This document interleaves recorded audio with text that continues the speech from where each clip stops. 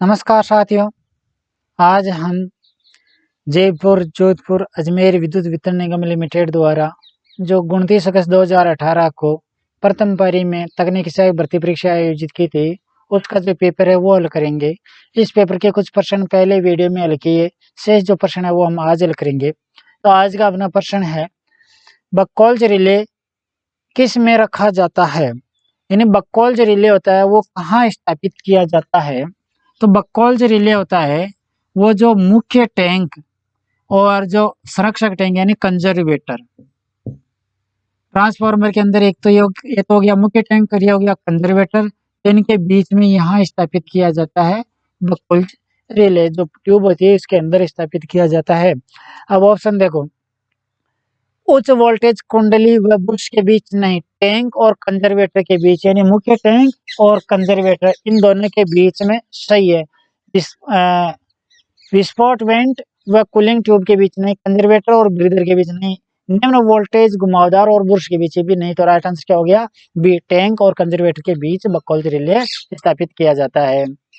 अगला क्वेश्चन है, electron volt किसकी इकाई है? यानी इलेक्ट्रॉन वोल्ट किसकी है? ऊर्जा की इकाई है। तो इलेक्ट्रॉन वोल्ट ऊर्जा की इकाई है। ऑप्शन किसमें देखो, ए में क्या है? धारा नहीं, चार्ज, ऊर्जा, शक्ति, सी और डी दोनों। तो राइट आंसर क्या हो जाएगा? ऊर्जा, क्योंकि धारा की इकाई है एम्पियर, चार्ज आवेश कूलाम में, ऊर्जा इलेक्ट्रॉन वोल्ट है, शक्ति वाट में। तो राइट आंसर क्या हो जाएगा? सी, ऊर्जा। अगला क्वेश्चन है, ट्रांसफार्मर पर ओपन सर्किट परीक्षण प्राप्त करने के लिए क्या आयोजित किया जाता है? यानी खुला पद परीक्षण ज्ञात करने के लिए क्या किया जाता है?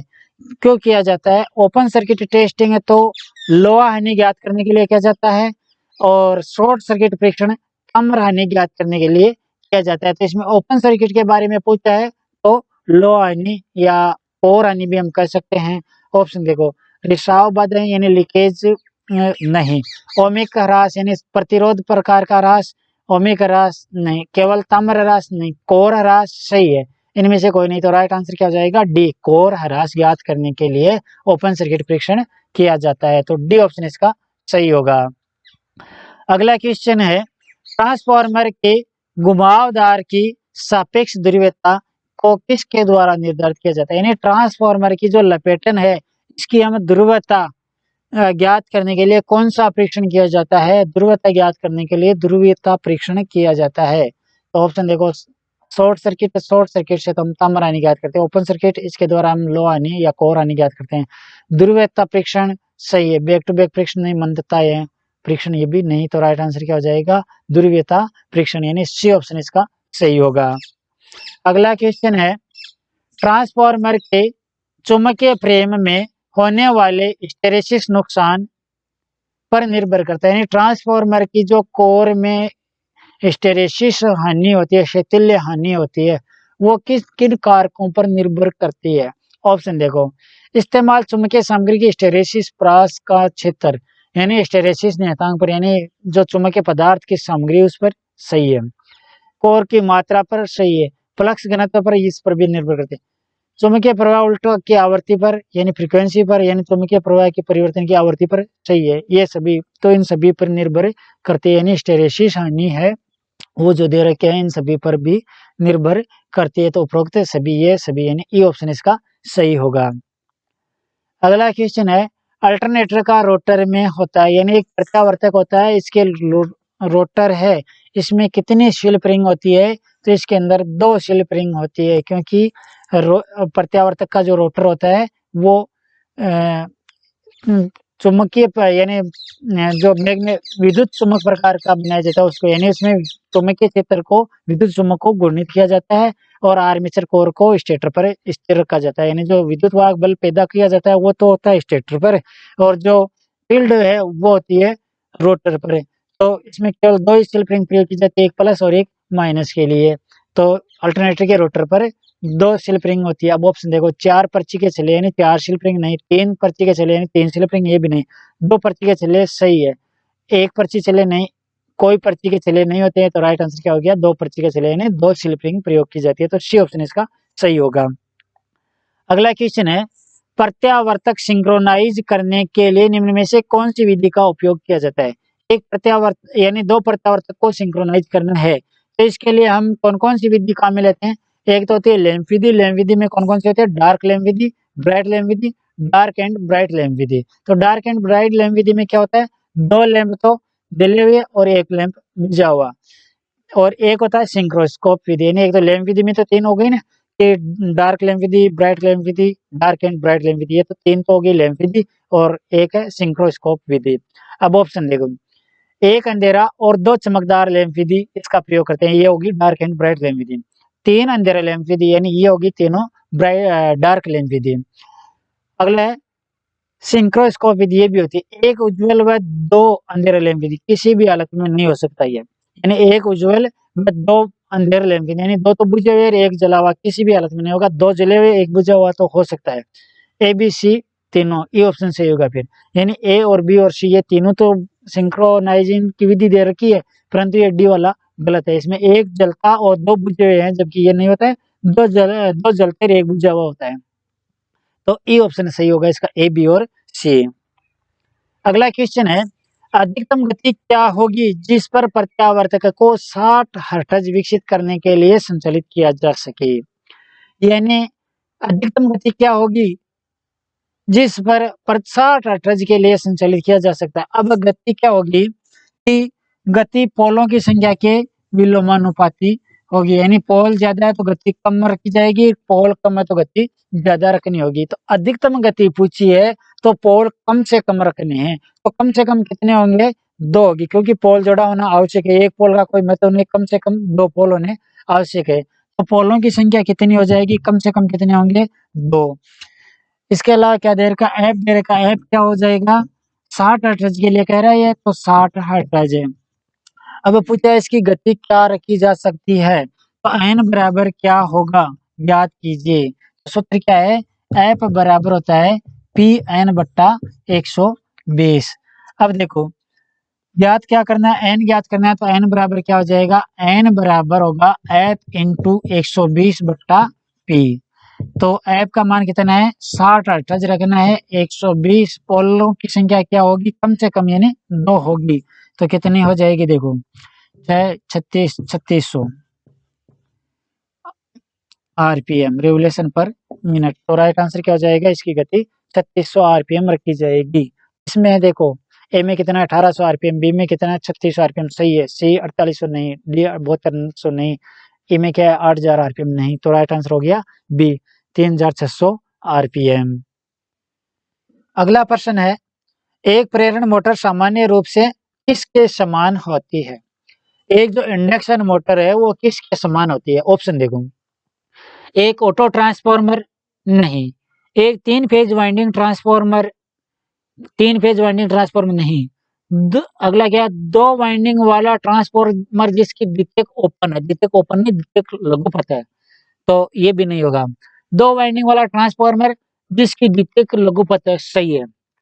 दो वाइंडिंग वाला ट्रांसफार्मर जिसकी प्राथमिक लघुपथ है, नहीं। यानी जो मोटर होती है इंडक्शन मोटर, इसके अंदर दो प्रकार की वाइंडिंग हो जाती है, एक तो प्राइमरी वाइंडिंग जो हम स्टेटर पर वाइंडिंग करते हैं वो, और एक हो गई द्वितीयक वाइंडिंग जिसे हम रोटर वाइंडिंग कहते हैं। रोटर वाइंडिंग लघुपतित होती है इसकी, तो ये हो जाएगा कि सेकेंडरी वाइंडिंग को तो हम लघुपतित कर देते हैं और प्राइमरी को सप्लाई से जोड़ देते हैं, तो क्या हो जाएगी, दो वाइंडिंग वाला ट्रांसफार्मर जिसकी द्वितीयक वाइंडिंग लघुपथ है, इसके समान होती है। तो राइट आंसर क्या हो गया, डी।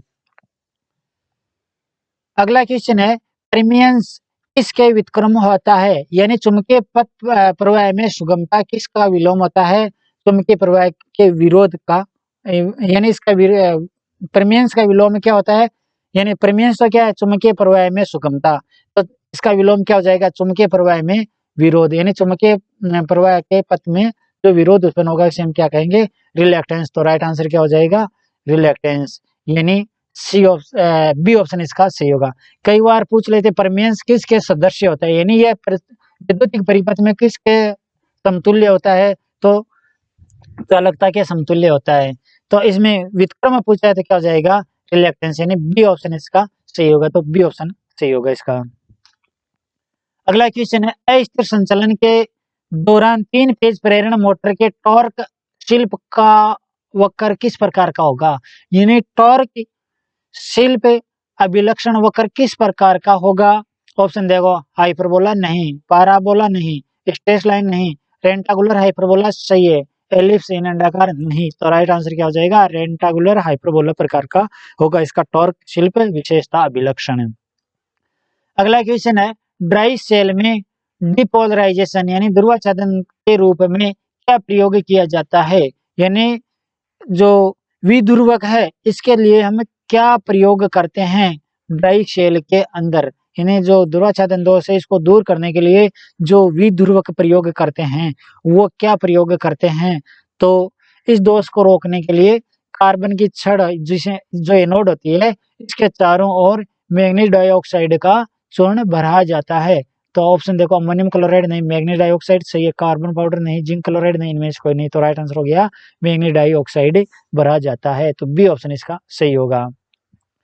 अगला क्वेश्चन है, निम्न में से कौन सी सिंगल फेज प्रेरणा मोटर आमतौर पर फोटोग्राफ में उपयोग की जाती है? यानी फोटोग्राफ में इनमें से कौन सी मोटर प्रयोग की जाती है? Shaded pole motor. तो ऑप्शन देखो क्या है? ए शेडेड पोल सही है, कैपेसिटर स्टार्ट नहीं, स्प्लिट फेज नहीं, परमानेंट स्प्लिट कैपेसिटर नहीं, डबल कैपेसिटर नहीं। तो राइट आंसर क्या हो जाएगा? शेडेड पोल मोटर यानी ए ऑप्शन इसका सही होगा। अगला क्वेश्चन है, निम्न में से किस में अल्टरनेटर को रेट किया जाता है? यानी अल्टरनेटर का जो रेटिंग होती है वो क्या होती है? तो अल्टरनेटर है और ट्रांसफार्मर इन दोनों की ही रेटिंग केवीए में होती है। यानी अल्टरनेटर की रेटिंग भी केवीए में होती है, केवीए में, और ट्रांसफार्मर की रेटिंग भी केवीए में ही होती है। तो इसकी रेटिंग किस में होगी? केवीए में। यदि एसी मोटर के बारे में पूछ ले तो एचपी में, डीसी मोटर के बारे में पूछ ले तो किलोवाट में, यहाँ अल्टरनेटर के बारे में पूछा है तो केवीए में होगी। तो किस में? देखो डी ऑप्शन में देखो केवीए। तो राइट आंसर हो गया डी, केवीए में।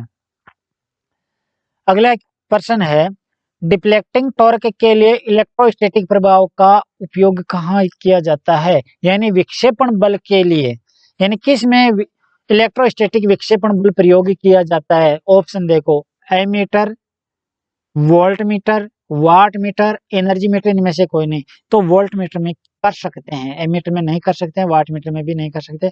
तो इलेक्ट्रोस्टैटिक प्रभाव का प्रयोग वोल्ट मीटर में कुछ सीमा पर किया जा सकता है। तो बी ऑप्शन इसका सही होगा, वोल्ट मीटर। अगला क्वेश्चन है, सिंगल फेज ऊर्जा मीटर में क्रिपिंग त्रुटि को कैसे कम किया जा सकता है?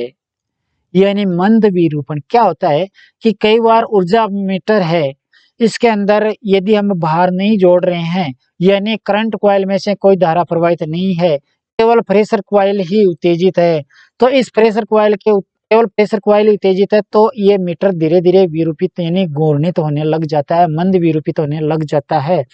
तो इसे हम मंद विरूपण या क्रिपिंग त्रुटि कहते हैं। और इसे रोकने के लिए जो एल्यूमिनियम की तख्ती होती है, डिस्क होती है, उस पर छिद्र किए जाते हैं। अब ऑप्शन देखो, इसको कैसे कम किया जाता है? तो ऑप्शन देखो, ब्रेकिंग मैग्नेट को एडजस्ट करके, शेडेड बैंड को एडजस्ट करके, शंट मैग्नेट के बाहरी लिंब पर शॉर्ट सर्किट लूप का प्रयोग करके, स्पिंडल के विपरीत साइड पर डिस्क में छिद्र करके। सही है, ए और बी दोनों। तो राइट आंसर क्या हो जाएगा? डी, स्पिंडल के विपरीत साइड पर डिस्क में छिद्र करके जो क्रिपिंग त्रुटि यानी मंद विरूपण दोष है इसको कम किया जा सकता है। तो राइट आंसर हो गया डी। अगला क्वेश्चन है, दाब कुंडलन किसके बने होते हैं? Pressure coil. यानी कोई भी जो वाट मीटर है या ऊर्जा मीटर है या अन्य कोई उपकरण है इसके अंदर एक तो होती है प्रेशर कॉइल पीसी और एक होती है करंट कॉइल सीसी। मान लो एक वाट मीटर का उदाहरण ले तो वाट मीटर के अंदर एक तो हो गई करंट कॉइल और एक हो गई प्रेशर कॉइल। यानी ये तो हो गई प्रेशर कॉइल और ये हो गई करंट कॉइल। अब जो करंट कॉइल होती है वो लोड के श्रेणी क्रम में, मान लो यहाँ पे एक लोड लगा हुआ है तो लोड के साथ श्रेणी क्रम में लगाई जाती है, जबकि ये फेज और ये न्यूट्रल। मान लो ये वाट मीटर है या ऊर्जा मीटर, दोनों के कनेक्शन सेम ही होते हैं। तो जो करंट कॉइल होती है वो लोड के साथ श्रेणी क्रम में लगाई जाती है। तो श्रेणी क्रम में लगाई जाती है तो जो धारा है, जो लोड धारा है वो इस कॉइल के अंदर से प्रवाहित होती है, इसलिए मोटे तार की होनी आवश्यक है। कौन सी? करंट कॉइल, यानी जो हम सीसी कहते हैं। तो करंट कॉइल होती है, धारा कुंडलन होती है, वो तो होती है मोटे तार की कम लपेटों वाले। मोटे तार की क्यों? क्योंकि धारा का मान ज्यादा होता है। लपेटन कम क्यों? क्योंकि यह श्रेणी क्रम में लगाई जाती है। ज्यादा लपेटन होंगे तो यह ज्यादा वोल्ट खपत करेगी, फलस्वरूप लोड पर वोल्ट कम मिलेंगे, इसलिए कम लपेटन मोटे तार की लगाई जाती है करंट कॉइल यानी धारा कुंडलन। तो और जो प्रेशर कॉइल होती है जिसे हम पीसी कहते हैं या दाब कुंडलन कहते हैं, यह भार के साथ समांतर क्रम में लगाई जाती है। तो पतले तार के ज्यादा लपेटन, पतले तार के इसलिए क्योंकि इसमें से धारा प्रवाह का मान बहुत कम होता है, समांतर क्रम में धारा का मान नगण्य यानी बहुत कम होता है, तो पतले तार लगाए जाते हैं।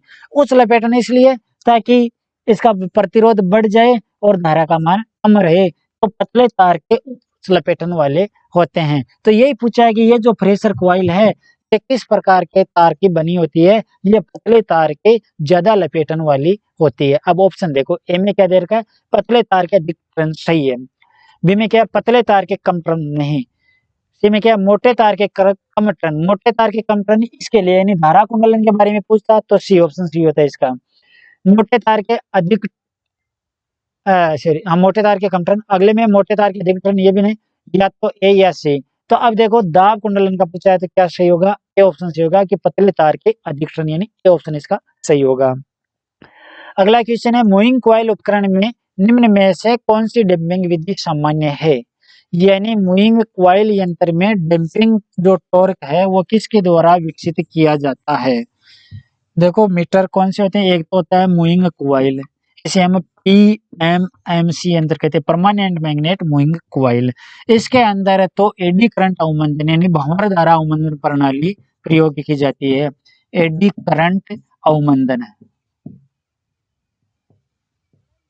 और एक होता है परमानेंट कॉइल मूविंग आयरन, पीसीएमआई, यानी जिसे हम डायरेक्ट एमआई कहते हैं, इसे हम एमसी भी कहते हैं कई बार सीधे बोलचाल में, मूविंग कॉइल यंत्र और मूविंग आयरन।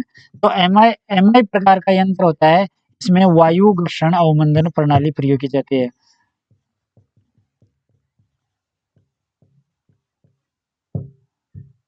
वायु घर्षण अवमंदन प्रणाली प्रयोग करते हैं। तो इसमें मूविंग कॉइल यंत्र के बारे में पूछा है, यानी moving coil permanent magnet moving coil यंत्र के अंदर इनमें से कौन सी विधि प्रणाली यानी जो डैम्पिंग की विधि है वो कौन सी होती है? एडी करंट अवमंदन प्रणाली। तो अब ऑप्शन देखो, ए में क्या है? Air damping. एयर डैम्पिंग पीसीएमआई में होता है। फ्लूइड डैम्पिंग नहीं, स्प्रिंग डैम्पिंग नहीं, एडी करंट डैम्पिंग सही है। फ्रिक्शन डैम्पिंग यानी घर्षण डैम्पिंग ये भी नहीं। तो राइट आंसर क्या हो जाएगा? डी ऑप्शन सही होगा, एडी करंट डैम्पिंग यानी भंवर धारा डैम्पिंग की विधि अवमंदन की विधि काम में ली जाती है। तो डी ऑप्शन इसका सही होगा। अगला क्वेश्चन है, प्रतिरोध का पूर्ण मापन किसके द्वारा किया जाता है? प्रतिरोध का पूर्ण मापन इनमें से कौन सी विधि के द्वारा किया जाता है? लेरेंज विधि सही है, ब्रिज विधि, राइलेस विधि, ओम का नियम विधि, वार्ड लियोनार्ड विधि। तो ए ऑप्शन सही होगा, लेरेंज विधि के द्वारा हम सटीकता से प्रतिरोध का मान ज्ञात कर सकते हैं। ए ऑप्शन सही होगा। अगला क्वेश्चन है, निम्न में से कौन सा मीटर डीसी को नहीं माप सकता? यानी डायरेक्ट करंट को नहीं माप सकता, डिस्ट धारा यानी डायरेक्ट करंट को इनमें से कौन सा नहीं माप सकता? ऑप्शन देखो, मूविंग कॉइल मीटर, यानी मूविंग कॉइल प्रकार का जो मीटर है वो डीसी को माप सकता है। मूविंग आयरन मीटर ये एसी और डीसी दोनों को माप सकता है। डायनमो मापी मीटर यानी डायनमो मीटर होता है, ये भी एसी और डीसी दोनों का यानी मापन कर सकता है, तो डीसी का मापन कर सकता है। रेक्टिफायर प्रकार का मूविंग कॉइल मीटर, यानी मूविंग कॉइल मीटर है और इसमें रेक्टिफायर लगा दिया है तो ये नहीं कर सकता, यानी वो धारा का मापन नहीं कर सकता। आगे है बी और सी दोनों। तो राइट आंसर क्या हो जाएगा? रेक्टिफायर प्रकार का मूविंग कॉइल मीटर, यानी मूविंग कॉइल है वो केवल रेक्टिफायर की आवश्यकता ही नहीं होती, डायरेक्ट ही मूविंग कॉइल डीसी को मापन करता है, तो रेक्टिफायर प्रकार का इसमें नहीं लगाया जाता है। तो डी ऑप्शन इसका सही होगा। अगला क्वेश्चन है, निम्न में से कौन सा विद्युत चुम्बकीय उपकरण है जो एक आर्मेचर में ग्राउंड, शॉर्ट और ओपन कॉइल का पता लगाने के और ढूंढने के लिए नियोजित किया जाता है?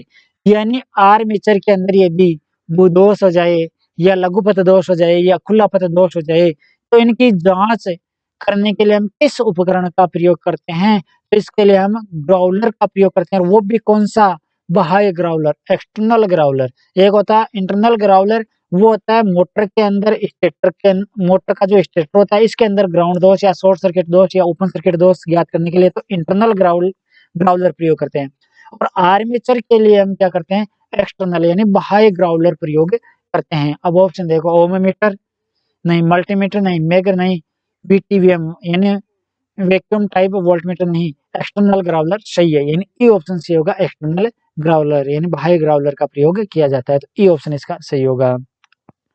अगला क्वेश्चन है, निम्न में से कौन सा उपकरण आवेशित कणों को त्वरित करता है? आवेशित कणों को त्वरित करने के लिए साइक्लोट्रॉन प्रयोग किया जाता है। तो ऑप्शन देखो, बोलोमीटर नहीं, कैविटी रेसोनेटर नहीं, गैलियोमीटर नहीं, साइक्लोट्रॉन सही है, मेगर नहीं। तो राइट आंसर क्या हो जाएगा, डी, साइक्लोट्रॉन का प्रयोग किया जाता है आवेशित कणों को त्वरित करने के लिए।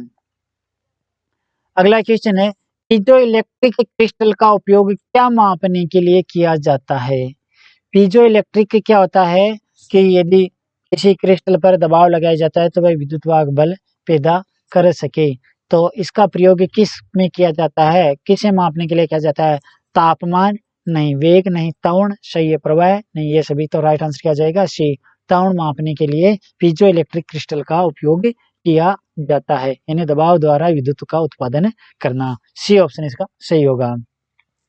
अगला क्वेश्चन है, कौन सा फॉल्ट सममित फॉल्ट करंट का जन्म देता है? यानी कौन सा फॉल्ट है जो सममित फॉल्ट करंट को जन्म देता है? ऑप्शन देखो, सिंगल लाइन से ग्राउंड फॉल्ट, यानी सिंगल लाइन है जो ग्राउंड के टच है, नहीं।